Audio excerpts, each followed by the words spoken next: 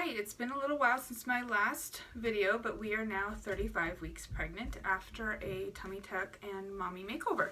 So I'm tracking my progress with this pregnancy to show people what happens to your body after you have a maybe unexpected pregnancy after getting your tummy tuck. So I had diastasis before for my third baby. This is number 4. Yes, surprise.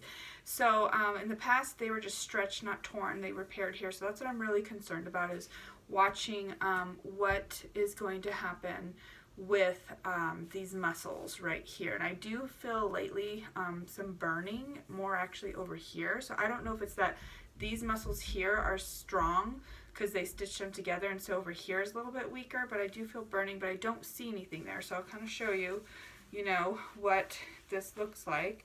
And I'll show you here. Here's 35 weeks. So everything's holding pretty well as far as pregnancy goes. That's 35 weeks right there. And so I'd had a tummy tuck, scars down here, and so far no new stretch marks or anything like that, just my old existing ones. So this is where we're at.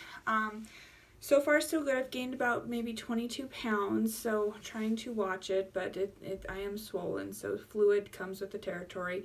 Like I said, I'm most concerned about the muscles underneath stretching again, and I do feel burning, but we'll see what happens as far as the farther I go, depending on how big he gets. And as far as that, there's been I haven't had any problems. I've been very fortunate that this has been a pretty easy pregnancy. I didn't really show for a long time because of, I think, my abs being so tight. And even now people say that I don't look as big as some people at 35 weeks. But lots of movement. We'll go next week to make sure he is head down and that everything is looking like it's supposed to. And we're just in the process of getting ready for baby. So I'm a little anxious as far as, what more changes are to come as far as undoing all of my good work from before, but it's all for a good cause. And I'm just trying to stay active, but I feel a lot of pressure in my pelvis because it's number 4. So my body's not as good as it used to. I go to the bathroom about every hour at night, which is not fun. Those last trimester things, lots of heartburn. Pepsid and Tums are my friend, and the bathroom and I are always there together. So typical things like that. I am feeling more out of breath because he's just so, I think, tightly packed in here. And I don't like to walk a whole lot just because I just feel so low, but otherwise I can't complain. I haven't had really anything really bad aside from those few minor things, and like I said, being healthy is number 1.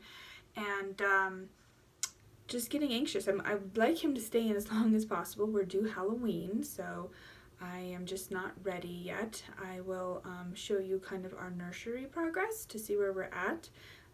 We are doing a very Colorado theme, so it's to come together. We're not quite done yet, but I'll kind of show you the progress of where we're at. And so here is, we did a wall. We put those up there, very Colorado.